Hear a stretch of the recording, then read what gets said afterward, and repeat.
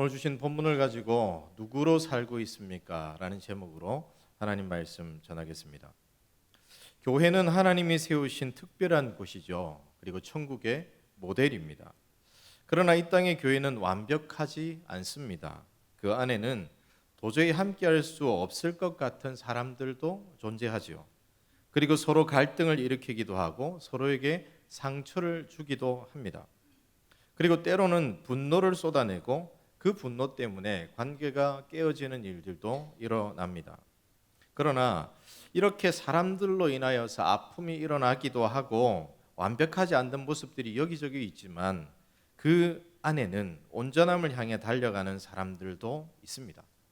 그래서 그 사람들로 인하여서 누군가의 아픔이 치유되기도 하고 누군가를 향한 불같은 분노가 따뜻한 마음으로 바뀌는 일들이 여기저기에서 일어납니다.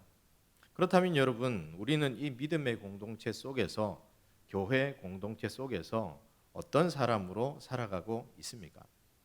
오늘 본문의 배경은 이렇습니다. 어느 날 다윗은 한 부자 나발이 양털을 깎는다는 소식을 전해 듣습니다. 당시 양털을 깎는다는 것은 마치 밭에 씨를 뿌리고 추수하는 것처럼 이 양들에 대한 추수와 같았습니다. 그동안 애지중지 키워왔던 양떼의 털을 깎아서 그것을 주요한 수입원으로 삼게 되는 그런 날입니다. 따라서 이 날은 그동안 추위와 더위를 이겨내며 양떼를 돌보았던 목자들에게 기쁨의 날이었고 축제의 날이었습니다. 다윗은 이렇게 기쁜 날 양털 깎는 현장에 누군가 침입하여 그들을 해하지 않도록 보호해 주었습니다. 그리고 그 후 양떼의 주인인 나발에게 사람을 보내어서 그 수고를 알아달라, 우리에게 필요한 것이 있으니 우리를 좀 도와달라 요청을 합니다. 그런데 여기에 이 요청에 대한 나발의 반응 때문에 문제가 생기고 갈등이 일어납니다. 오늘 우리는 이 갈등의 상황 속에 등장하는 세 인물, 다윗과 나발 그리고 아비가일을 통하여서 우리 삶을 들여다보고 우리는 어떤 유형의 모습으로 살아가고 있는지 생각해 보기를 원합니다. 첫째로 등장하는 인물은 바로 나발입니다. 이 사람은 갈등을 일으키는데 특별한 재능이 있는 사람처럼 보입니다. 내 것을 아끼는 사람이었죠. 그리고 내 것을 지키기 위해서 남을 깔아뭉개는 것 정도는 그냥 서슴지 않는 사람이었습니다. 그리고 다른 사람의 형편에는 전혀 관심이 없는 사람이었습니다. 그는 다윗의 요청을 받습니다. 다윗은 나발에게 사람들을 보내어서 양털 깎는 자들을 보호해 주었기에 그 수고를 생각해 주고 우리의 필요를 채워달라 요청을 합니다. 그런데 이러한 다윗의 요청을 들은 나발 어떻게 반응하고 있을까요? 10절과 11절을 보면 이렇게 반응하고 있는 장면을 보게 됩니다. 함께 두 절을 한 목소리로 읽겠습니다. 나발이 다윗의 사원들에게 대답하여 이르되 다윗은 누구며 이새의 아들은 누구냐? 요즘에 각기 주인에게서 억지로 떠나는 종이 많도다. 내가 어찌 내 떡과 내 물과 내 양털 깎는 자를 위하여 잡은 고기를 가져다가 어디서 왔는지도 알지 못하는 자들에게 주겠느냐 한지라. 나발은요, 이 다윗의 요청을 단번에 거절합니다. 그리고 요청으로 끝나지 않고, 거절하는 것으로 끝나지 않고 다윗을 향해서 조롱과 멸시의 말들을 쏟아내죠. 10절을 보면 이렇게 말하죠. 다윗은 누구며 이새의 아들은 누구냐? 그리고 11절을 보면요, 알지 못하는 자라고 말을 합니다. 그런데 여러분, 나발이 과연 다윗을 알지 못해서 이런 말들을 쏟아내었던 것일까요? 다윗과 나발은 동일한 유다 지파의 사람입니다. 그리고 유다 지파의 다윗 하면 누구입니까? 블레셋의 장수 골리앗을 물맷돌 하나로 쓰러뜨린 인물입니다. 어디 그뿐이겠습니까? 왕의 사위가 되었고 군대를 이끌었던 천부장이기도 합니다.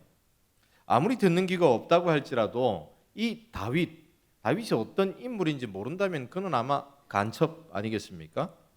그리고 다윗의 군사들이 다윗을 이새의 아들로 소개하지도 않았는데 나발은 이새의 아들이 누구냐라고 말합니다. 이것은 무슨 뜻일까요? 그를 알고 있다는 거죠. 심지어 그의 가족이 누구인지, 그의 아버지가 누구인지 그는 알고 있다는 겁니다. 그리고 특별히 이새의 아들이라는 표현은요, 단순히 그의 아버지가 누구인지 내가 알고 있다 이런 표현이 아니라 이새의 아들 따위가 라고 하는, 정말 보잘것없는 집안의 아들, 나는 그런 사람 모른다 라고 깔아뭉개는 그런 류의 뉘앙스입니다. 그렇게 다윗을 깔아뭉개면서 그의 요청을 모두 거절해 버리죠. 나발이 아마 여기까지만 말했더라면 그나마 용서받을 만합니다. 그런데 다윗을 향해서 선 넘는 그런 말들을 이어갑니다. 10절 뒷부분을 보면 이렇게 말하고 있죠. 요즘에 각기 주인에게서 떠나는 종이 많도다. 이 말은 무슨 의미겠습니까?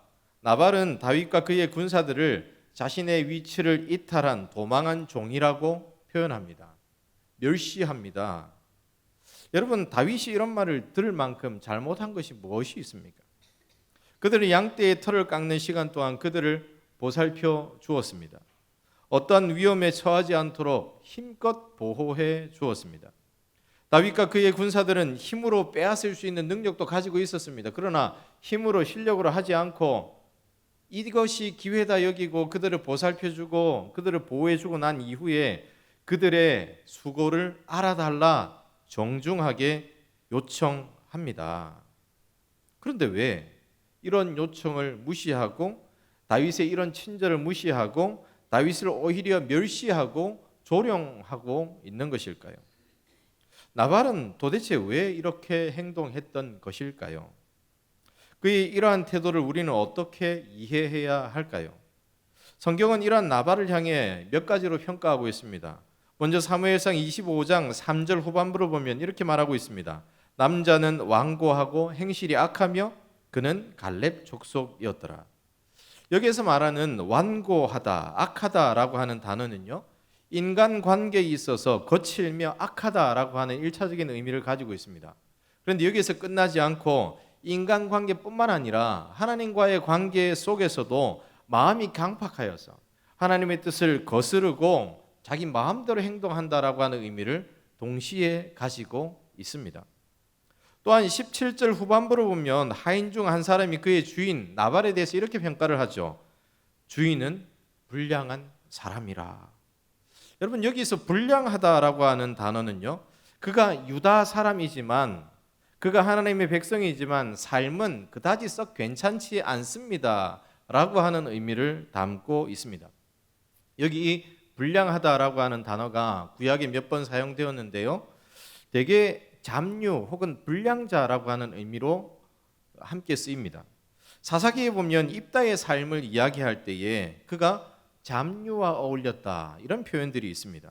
그때의 잡류는요, 동네의 불량배나 혹은 양아치 건달을 의미하는 단어입니다. 그 단어가 바로 이 불량한 사람들이라고 하는 동일한 단어라는 것입니다. 그리고 불량자로 번역된 곳은 사무엘상 2장인데요. 여기에서는 엘리의 두 아들 홈니와 비느하스를 가리켜서 개역 한글 성경을 보면 불량자다라고 표현을 합니다. 그들이 여호와를 알지 못했고 자신의 배만 채우기를 원했고 자신의 쾌락만을 따르며 제사를 멸시했던 사람이었고 그래서 하나님께서 죽이기로 작정하셨던 사람이다. 이게 바로 불량자입니다. 게다가 신약으로 넘어가서 이 불량자라고 하는 이 불량하다는 표현이 어떻게 번역이 되었느냐면요, 벨리알이라고 하는 단어로 쓰여집니다.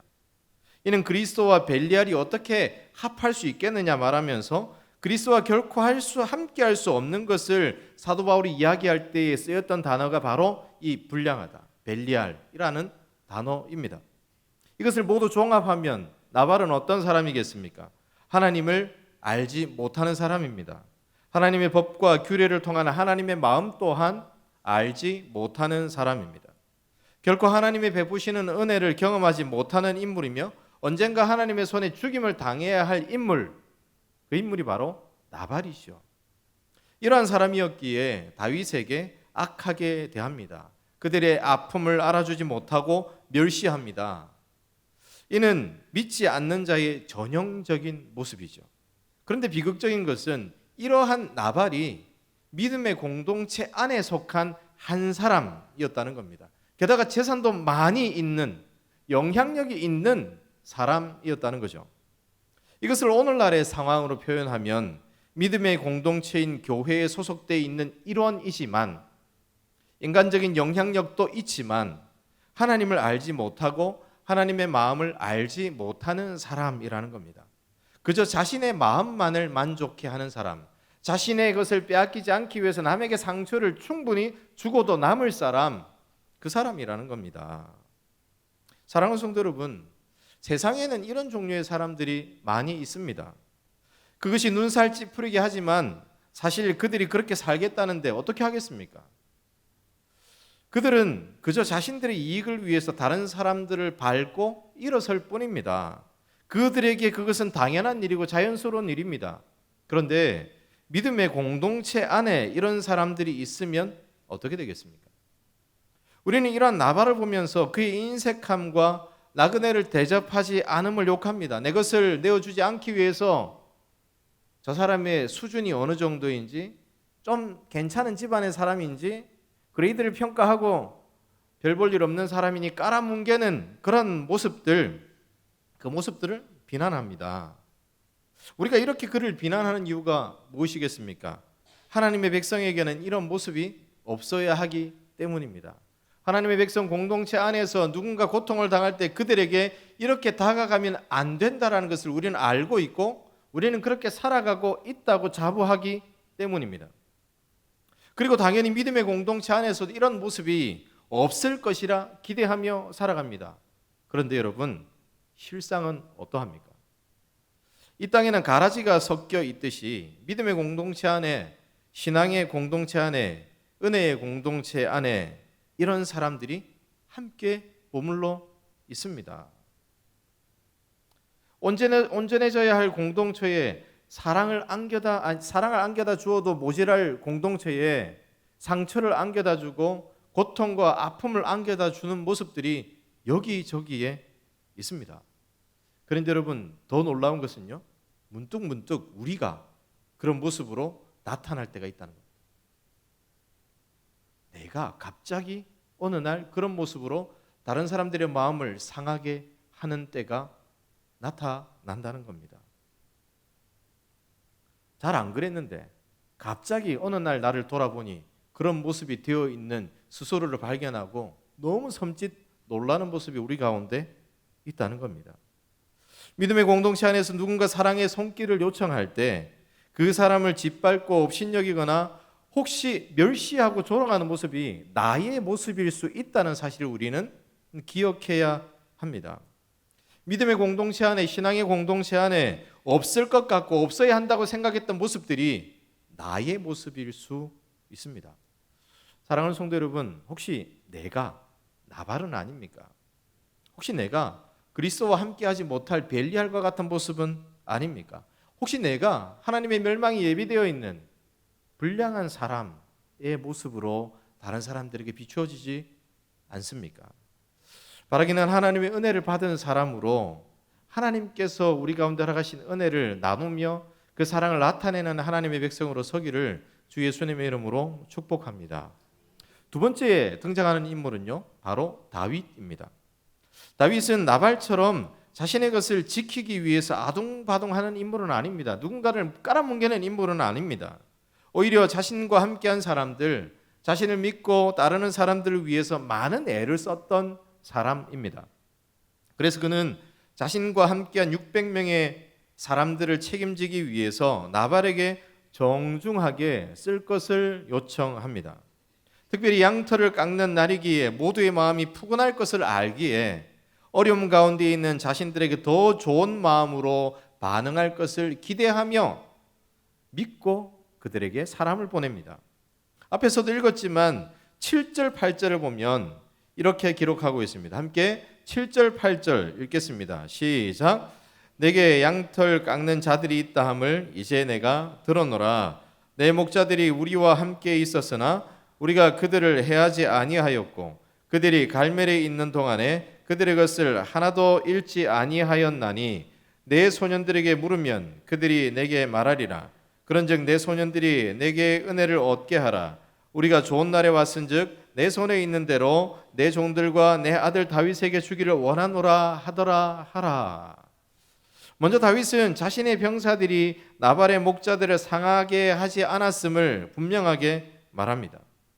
다윗과 그의 600명 용사와 함께 부양해야 할 사람들이 많았기에 다윗은 막대한 재산을 가지고 있었던 나발에게 위협을 가하고 재물을 요구하는 일들이 어딘가에서 나타날 수도 있었습니다. 그러한 일들이 당시에는 비일비재했었습니다. 그러나 다윗은 나발에게 어떤 위해도 가하지 않았다 말합니다. 600명의 군사가 있었으나 다 나 통제 아래에서 양털 깎는 사람들을 돕고 있었다고 분명하게 말합니다. 그리고 뒷부분을 보면 하나도 잃지 아니하였다라고 말합니다. 그들이 그것을 빼앗아간 것도 없을 뿐만 아니라 외부의 침입으로부터 털끝만큼의 해를 입지 않도록 약탈자들에게서 철저히 그들을 보호해 주었다. 이것을 강조하고 있습니다. 심지어 이 모든 말이 결코 과장된 것이 아니다라는 것을 당신의 종들에게 확인해 보라라고까지 말을 합니다. 다윗의 이 말에는 나발이 그 일행에게 먹을 것을 주어야 한다라고 하는 정당함이 담겨져 있습니다. 그리고 정당한 요구를 하고 있지만 최대한 정중하게 존경의 마음을 담아서 그렇게 말하고 있습니다. 어떻게요? 내 종들과, 여기서 내 종들은 당신이 보고 있는 그 사람들, 내가 보낸 그 사람들을 당신의 종으로 표현하고 있는 겁니다. 내 아들에게 이 또한 자신을 나발 앞에 바짝 엎드린 아들처럼 생각해 달라 말하면서 자신의 것들을 채워달라고 요청합니다. 분명 나발과 다윗은 혈연적인 부자 관계가 아닙니다. 그럼에도 불구하고 다윗은 나발에게 자신을 아들이라고, 자신을 정말로 정중하게 낮추면서 많은 것을 요구하는 모습, 간곡하게 부탁하는 모습을 우리는 보게 됩니다. 그러나 그의 요청이 단번에 거절되죠. 더 나아가서 다윗과 또 그와 함께한 600명 모두가 조롱을 당하게 됩니다. 앞에서도 말씀드렸지만 그는 넘어서는 안 되는 선을 확실하게 넘어버렸습니다. 10절 후반부 이렇게 말씀하고 있습니다. 요즘에 각기 주인에게서 억지로 떠나는 종이 많도다. 여러분, 다윗의 삶을 들여다보고 있는 우리는 이 말이 다윗에게 얼마나 큰 상처이고 고통이고 아픔인지 너무나도 잘 알고 있습니다. 다윗은요, 주인에게서, 사울 왕에게서 자신의 세력을 이루기 위해서 떠난 사람들이 아닙니다. 다윗이 사울의 군대를 맡은 천부장으로 있다가, 다윗이 사위로 있다가 그를 떠나게 된 것은 결코 자기의 세력을 이루고 자기의 군사를 만들어서 어떻게 이 땅을 내 것으로 만들어 보겠노라 하는 욕망과 그러한 열심을 위해서가 아니라 그저 살기 위해 도망한 것이었습니다. 사울이라고 하는 거대한 권력의 칼을 피해서 여기저기 겨우겨우 흘러가다 여기까지 오게 되었던 것입니다. 그동안 어떤 일들이 있었습니까? 한 번은 놉 땅의 아히멜렉 제사장에게 도움을 받았더니 사울이 그 소식을 듣고 그 땅의 제사장들을 모조리 죽여버렸습니다. 이 소식을 들은 다윗, 어떤 심정이었겠습니까? 내가 괜히 거기 가서 많은 사람들이 죽게 되었구나. 얼마나 가슴을 치며 슬퍼했겠습니까? 그리고 그는 그 일을 겪은 후 더 큰 두려움 속에 지내야만 했었습니다. 그는 청년의 때 거의 10년이라는 세월을 도피하며 살았습니다. 그리고 옮겨 다닌 지역도 지금까지 12지역이었습니다. 심지어 그는 살기 위해서 미친 채하고 대문짝에 그적거리며 침을 질질 흘렸다, 이런 이야기도 기록되어져 있습니다. 그 삶이 얼마나 부끄럽고 두렵고 고달프고 처참한 삶이었겠습니까? 누구라도 이러한 다윗의 삶을 안다면 외면하지 못할 겁니다. 그런데 이러한 다윗의 삶을, 그의 10년의 인생을, 아픔과 고통의 세월을 주인에게서 떠난 종이라고 하는 한마디로 다 뭉개버립니다. 이때 다윗은 어떻게 반응을 하죠? 13절에 이렇게 말씀합니다. 다윗이 자기 사람들에게 이르되 너희는 각기 칼을 차라 하니 각기 칼을 차매 다윗도 자기 칼을 차고 400명 가량을 데리고 올라가고 200명은 소유물 곁에 있게 하니라. 다윗은요, 400명의 군사들이 칼을 찼다 이렇게 말하고 있는데 이것은 전쟁을 선포하고 준비태세를 갖추는 모습입니다. 그렇다면 그 속에 담긴 다윗의 마음은 무엇이겠습니까? 21절, 22절을 보면 이렇게 말씀하고 있습니다. 함께 21절, 22절 한 목소리로 읽겠습니다. 시작. 다윗이 이미 말하기를 내가 이 자의 소유물을 광야에서 지켜 그 모든 것을 하나도 손실이 없게 한 것이 진실로 허사라. 그가 악으로 나의 손을 갚는도다. 내가 그에게 속한 모든 남자 가운데 한 사람이라도 아침까지 남겨두면 하나님은 다윗에게 벌을 내리시고 또 내리시기를 원하노라 하였더라. 도움을 구하며 정중하게 다가갔던 다윗은 온데간데 없이 사라졌습니다. 이제 그를 사로잡는 것은 분노였습니다. 그리고 그 분노는 칼이 되어서 나발의 집안을 완전히 박살내고 멸망시키려 합니다. 그 집안의 남자는 하나도 남겨놓지 않고 멸하려 합니다. 여러분, 남자를 남겨놓지 않는다는 것 어떤 의미겠습니까? 더 이상 대를 잇지 못하도록 완전히 멸문지화를 시키는 것이죠. 여러분, 이러한 다윗의 행동 합당합니까? 물론 그를 향한 조롱과 그의 인생을 부정당한 것에 대해서는 분노할 수 있습니다. 그러나 분노가 칼이 되어서 누군가를 겨누는 것은 합당하지 않습니다. 왜냐하면 그 억울함과 억울한 세월은 모두 하나님께서 허락하신 것이기도 하기 때문입니다. 하나님이 갚으실 것이기에 다윗이 직접 칼을 들어 누군가를 해하려고 하는 것은 그가 하나님의 자리에 서는 것과 같은 죄악이기에 그는 분노를 그렇게 표출해서는 안 됩니다. 사랑하는 성도 여러분, 우리도 다윗과 같이 자신의 아픔과 고난의 인생을 외면당하고 조롱당할 때가 분명 있습니다. 그런데 그때마다 우리는 어떻게 반응하고 있습니까? 우리를 조롱하는 세상 사람들 앞에 혹은 믿음의 공동체 안에서도 그런 일들이 비일비재하게 일어나기에 그 상황을 겪을 때 우리의 반응은 무엇입니까? 혹시 우리도 다윗처럼 분노로, 그리고 그 분노가 칼이 되어 상대방을 찌르고 또 다른 폭력이 되어 다른 사람을 다치게 하고 있지는 않습니까? 사랑하는 성도 여러분, 자신의 아픔을 외면당하고 자신의 삶을 외면당하고 곡해와 오해 속에서 이렇게 분노의 칼을 잡는 다윗의 모습, 이것은 하나님의 백성으로 하나님의 세우신 사람으로 합당한 모습이 아닙니다. 물론 분노할 수 있습니다. 분노라고 하는 이 자신의 감정까지 부정하라는 것이 아닙니다. 충분히 분노할 수 있습니다. 그러나 분노 이후에 어떤 모습으로 한 걸음 더 나아가느냐입니다. 분노했지만 그 분노를 가지고 하나님 앞에 나아갈 수 있습니다. 그러나 분노한 그것을 가지고 칼이 되어 다른 사람을 찌르고 다른 사람을 짓밟고 내 이 억울함을 해결하려 한다면 우리는 하나님의 자리에 서려고 하는 것입니다. 우리가 살아가는 세상에는 그런 일들이 비일비재하죠. 내가 누군가에게 뒷담화하는 소리를 들었다. 그래서 그것을 내 친구들을 동원해서 어떻게든 해결해야겠다. 이것이 바로 학교에서 일어나고 있는 폭력 사건들이 아니겠습니까? 이런 일들이 회사에서도 인간관계에서도 무수히 많이 일어납니다. 그런데 여러분, 우리는 어떠해야 하겠습니까? 하나님의 백성 공동체 안에서는 어떠해야 하겠습니까? 우리는 모든 것이 하나님의 주권 속에 있음을 기억하면서 모든 것을 하나님 앞에 내어놓을 수 있어야 합니다. 분노하지 말라는 게 아닙니다. 분노라고 하는 감정이 일어난다고 할 때에 일어날 수 있습니다. 그러나 그것을 가지고 어디로 나아가느냐, 여기에 중요한 질문이 있다는 것입니다. 여기에 관해서 에베소서 4장 26절은 이렇게 말씀합니다. 분을 내어도 죄를 짓지 말며 해가 지도록 분을 품지 말고.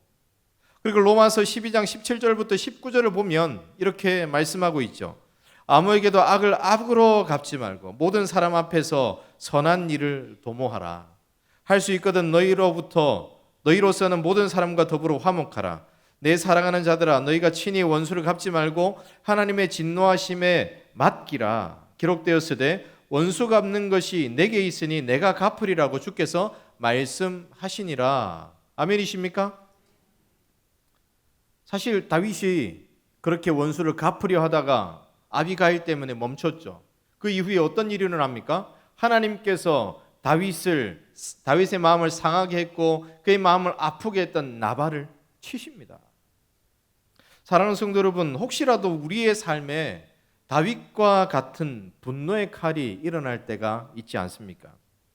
억울함을 견디지 못해서 조금도 피해보지 않으려고 이 오해를 해결하고 싶어서 3자 되면 4자 되면 그 오해를 꼭 풀려고 다른 사람들을 향해서 칼을 갈고 또 가는 모습들이 우리 가운데 있지 않습니까? 그러나 여러분, 하나님께서 원하시는 것은 이것이 아닙니다. 바라기는 믿음의 공동체 안에서 혹은 이 세상 속에서 분노로 칼을 갈기보다는 그 분노를 하나님 앞에 내어놓고 하나님의 일하심에 맡기는 하나님의 백성들이 되시기를 주 예수님의 이름으로 축복합니다. 세 번째 인물은 바로 아비가일입니다. 그는 남편 나발과 정반대의 사람이었습니다. 그리고 오늘 살펴보는 인물들 중에서 가장 하나님께서 칭찬하실 만한 모습으로 살아가는 인물이었습니다. 성경은 그를 이렇게 평가하죠. 3절 중반부입니다. 그 여자는 총명하고 용모가 아름다우나. 아비가일은 아름다운 여성이었습니다. 그리고 그 아름다움을 더 빛나게 하는 것이 있었다면 바로 지혜로움, 총명함이었습니다. 그는 그 지혜와 총명함을 가지고 다윗과 나발 사이에 일어나려고 하는 충돌을 해결하고 다윗의 분노를 누그러뜨립니다. 특별히 이 아비가일이 어떤 사람인지를 보여주는 장면이 있습니다. 14절부터 17절을 보면 하인 중 한 사람이 문제 해결을 위해서 이 나발의 안주인 되는, 이 나발의 아내가 되는 안주인 아비가일을 찾고 그에게 상세하게 이야기를 전하는 모습입니다. 이처럼 아비가일은 집안에 문제가 생겼을 때 가장 먼저 찾게 되는 사람이었다는 사실입니다. 우리는 이것을 보면서 이게 뭐가 이래 특별한가 라고 질문할지 모르겠습니다. 당연히 집에 문제가 생기면 안주인을 찾는 게 당연한 것 아닌가 라고 생각할 수 있습니다. 그런데 여러분, 오늘 이 문제는 누구 때문에 일어났습니까? 바로 이 집의 주인인 나발 때문에 일어났습니다. 누군가 이 일을 가지고 안주인 아비가일에게 간다면 누구를 욕해야 합니까? 이 모든 사단이 누구로부터 일어났다고 이야기해야 합니까?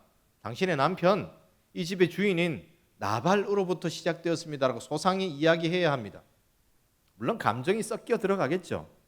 그 감정을 배제하고서 객관적으로 이야기를 한다 할지라도 아내 된 사람은 기분이 좋습니까? 나쁩니까? 좋을 수가 없죠. 누군가가 와서 내 남편의 이야기를 합니다. 이러한 일이 생겼는데 당신 남편이 문제입니다라고 이야기하면 가장 먼저 누가 화를 내죠? 아내가 화를 냅니다. 이게 당연한 겁니다. 동서고금을 막론하고 한국에서는 부창부수라고 남편이 가면 아내가 조용히 뒤따른다라는 말이 있지만 이것이 우리나라에서만 통용되는 말이 아니라 전 세계적으로 아내가 되었다면 당연히 그러하죠. 그런데 아비가일에게 누군가 하인 중 한 사람이 찾아와서 소상히 그간 있었던 일을 이야기한다라고 하는 것은 아비가일만큼은 이 상황을 해결할 수 있는 사람이다 하는 믿음이 그들 가운데 있었던 겁니다. 만약 아비가일도 나발과 똑같은 사람이다라고 한다면 누가 아비가일에게 가서 이 모든 상황을 알리겠습니까? 지난번에 누군가 알렸더니 멍석마리를 당했다라는 소문을 들었다면 아무도 가지 않습니다. 그런데 아비가일은 이 하인들에게 있어서 믿을 만한 사람이었고 저 사람에게 가면, 저 안주인에게 가면 해결할 수 있겠노라. 우리 어려움도 들어주는 사람이었노라. 그런 평가가 분명히 있었다라고 우리는 유추해낼 수가 있습니다. 특별히 아비가일의 남편 나발이 다윗에게 어떤 말을 했고 또한 그 때문에 다윗은 어떤 마음을 품었고 우리가 어떤 상황에 처했는지를 자세히 말하고 있는데 17절 마지막 부분을 보면 하인이 이렇게까지 말을 하죠. 주인은 불량한 사람이라 더불어 말할 수 없나이다 하는지라. 이것도 하인이 좀 선 넘은 거 아니겠습니까? 나발이 다윗에게 선 넘었다면 아마 하인은 아비가일에게 나발에 대해서 선 넘은 거죠. 그를 불량한 사람이라, 잡류라, 어떤 유익을 주지 못하는 무익한 사람이다. 이 말은요, 하인의 입에서 절대로 나와서는 안 되는 말입니다. 그러나 이러한 이야기조차 할 수 있는 사람이 바로 아비가일이었다는 거죠. 감히 자신에게 이따위 이야기를 하느냐고 분노하지 않습니다. 그 사람의 이야기를 다 듣습니다. 성경에 분명하게 기록되어 있지는 않지만 어쩌면 하인들의 고충을 가장 많이 듣고 그들의 편에 섰던 사람이 바로 아비가일은 아닐까요? 여러분, 우리 공동체 속에서 우리는 이런 사람이 되어야 하지 않겠습니까? 누군가 문제가 있을 때, 누군가 해결하지 못한 일을 만났을 때 누군가에게 나아가서 도움을 청할 사람, 그 사람이 우리가 되어야 하지 않겠습니까? 내 편이 되어서 나의 시선으로 바라봐 줄 수 있는 사람, 내가 되어야 하지 않겠습니까? 저 사람에게 가면 어떤 종류의 해답이든지 나타난다라고 말하는 그런 사람이 우리가 되어야 하지 않겠습니까? 아비가일은 그런 사람이었습니다. 그리고 아비가일은요, 이렇게 사람들의 말을 잘 듣는 것뿐만 아니라 문제의 핵심을 잘 알고 그 일을 해결하기 위해서 정말 적극적으로 나서는 사람이었습니다. 누구보다도 지혜로운 사람이었습니다. 18절과 19절을 보면 이렇게 말씀하고 있습니다. 아비가일이 급히 떡 200덩이와 포도주 2가죽 부대와 잡아서 요리한 양 5마리와 볶은 곡식 5세아와 건포도 100송이와 무화과 뭉치 200개를 가져다가 나귀들에게 싣고 소년들에게 이르되 나를 앞서 가라. 나는 너희 뒤에 가리라 하고 그의 남편 나발에게는 말하지 아니하니라. 여기에서 그의 지혜는 더욱더 드러납니다. 그는 상황의 심각성을 알고 급히 여러 가지 음식들을 준비합니다. 사실 그가 준비한 이 음식들은요, 다윗과 600명의 용사들 그리고 함께한 모든 식솔들이 먹고 배부르게 챙기기에는 좀 부족한 곡식입니다. 그러나 준비한 곡식과 소년들을 앞서 보내어서 다윗의 마음을 조금이라도 누그러뜨리게 한 다음 만나려고 합니다. 그리고 또 중요한 것은요, 19절을 보면 이 일을 남편 나발에게 말하지 않습니다. 현재 그는 말이 통하지 않는 사람이죠. 나발을 설득하여 일하기보다도 그가 먼저 이 일을 해결한 후에 나발에게 알리려 했습니다. 이는 그가 얼마나 지혜롭게 행동하였는지를 잘 보여줍니다. 그리고 그가 다윗을 만났을 때 누구보다도 납작 엎드려져서 자신의 남편 나발의 잘못을 자신의 잘못으로 이야기하며 용서를 구합니다. 여러분, 분명히 이 정도만 해도 아비가일은 칭찬받을 만하죠. 그런데 그 지혜로움과 갈등을 해결하는 모습은 여기에서 그치지 않습니다. 그는 인간적인 대처 능력보다도 더 뛰어난 것이 하나 더 있었습니다. 그것은 바로 다윗의 모든 분노를 하나님 앞에서 다시 생각하게 하는 마음의 중심이었습니다. 26절을 보면요, 우리가 읽지는 않았지만 이렇게 말씀하고 있습니다. 내 주여 여호와께서 살아계심을 두고 맹세하노니 내 주도 살아계시거니와 내 주의 손으로 피를 흘려 친히 보복하시는 일을 여호와께서 막으셨사오니 내 주의 원수들과 내 주를 해하려 하는 자들은 나발과 같이 되기를 원하나이다. 여러분, 이 말을 풀이하면, 간단하게 말하면 아비가일은 자신이 자초지정을 알게 되었기에 다윗이 나발을 치기 전에 자신에게 알리셔서 다윗이 직접 보복하는 것을 하나님께서 막으셨다라고 하는 의미입니다. 그리고 28절 29절을 보아도 이렇게 말씀하고 있죠. 주의 여종의 허물을 용서하여 주옵소서. 여호와께서 반드시 내 주를 위하여 든든한 집을 세우시리니 이는 내 주께서 여호와의 싸움을 싸우시며 내 주의 일생에 내 주에게서 악한 일을 찾을 수 없음이니이다. 사람이 일어나서 내 주를 쫓아 내 주의 생명을 찾을지라도 내 주의 생명은 내 주의 하나님 여호와와 함께 생명 싸개 속에 쌓였을 것이요 내 주의 원수들의 생명은 물매로 던지듯 여호와께서 그것을 던지시리이다. 여러분, 이 말도요, 하나님이 세우시는 왕권을 잡은 사람이, 그리고 하나님께서 다윗의 보호자가 되어 주시고 다윗의 생명을 안전하게 보호해 주시는데 한낱 나발과 같은 어리석은 사람 때문에 더러운 피를 흘려서 되겠습니까? 라고 하는 의미의 말들이라는 것입니다. 결국 이러한 아비가일의 말들로 인하여서 다윗은 어떻게 반응하게 됩니까? 그의 마음은 눈 녹듯 녹아져 내립니다. 다윗은 이러한 아비가일의 말들을 모두 들은 후에 이렇게 말을 합니다. 32절, 33절 우리 함께 자막을 보면서 한 목소리로 읽겠습니다. 시작. 다윗이 아비가일에게 이르되 오늘 너를 보내어 나를 영접하게 하신 이스라엘의 하나님 여호와를 찬송할지로다. 또 내 지혜를 칭찬할지며 또 내게 복이 있을지로다. 오늘 내가 피를 흘린 것과 친히 복수하는 것을 내가 막았느니라. 다윗은 이러한 아비가일의 말을 그저 지혜로운 한 사람의 말로 받아들이기보다도 하나님께서 아비가일을 나에게 보내셨다. 그래서 피 흘림을 막게 하셨다. 복수를 막게 하셨다라고 고백하기에 이릅니다. 여러분, 아비가일은 어떤 사람입니까? 인간적인 지혜를 가지고 있지만 그는 하나님의 말씀 안에서 누군가에게 온전한 말을 할 수 있는 사람이었고 그 마음을 하나님 말씀 앞에서 다시 보게 하는 능력을 가졌던 사람입니다. 그리고 그 말은 힘이 되어서 상처 입고 분노하는 누군가의 마음을 누그러뜨리게 했습니다. 사랑하는 성도 여러분, 우리에게 필요한, 우리 믿음의 공동체 가운데 필요한 사람이 바로 이러한 사람인 줄로 믿습니다. 인간적인 지혜로움을 넘어서서 하나님의 마음을 이야기하고 하나님의 말씀을 누군가에게 흘려보내고 하나님의 말씀 때문에 하나님의 심정을 알게 되는 그런 일들이 일어나게 하는 사람, 아비가일과 같은 사람, 그 사람이 우리에게는 필요합니다. 여러분, 이러한 사람들이 많이 있다면 하나님께서 세우시는 우리 공동체는 어떻게 흘러갈까요? 아마도 하나님의 사랑과 위로가 이러한 사람들을 통하여서 흘러가고 또 흘러넘칠 겁니다. 고통 속에 있고 아픔 속에 있는 사람들이 그 아파하는 마음들이 위로를 받게 되고 치유를 받게 될 겁니다. 추운 겨울과 같이 얼어있던 분위기가 봄철에 다시 새싹이 돋아나듯 모두 풀려지게 될 줄로 믿습니다. 그렇다면 여러분, 우리는 이러한 역할, 아비가일과 같은 역할을 감당하고 있습니까? 인간적인 친절함, 지혜뿐만 아니라 하나님께서 우리를 어떻게 이끄시기를 원하시는지 하나님의 마음을 이야기하며 누군가의 삶을 온전케 하고 누군가의 마음을 따뜻하게 품어주는 그런 역할들을 감당하고 있습니까?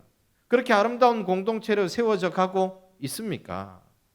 바라기는 우리 한 사람 한 사람이 아비가일처럼 인간적인 지혜도 있어야 하지만 그 지혜와 함께 하나님의 말씀을 나타내고 하나님의 사랑을 드러내고 그 사랑 안에서 회복의 역사를 일으키는 한 사람 한 사람으로 세워지기를 주 예수님의 이름으로 축복합니다.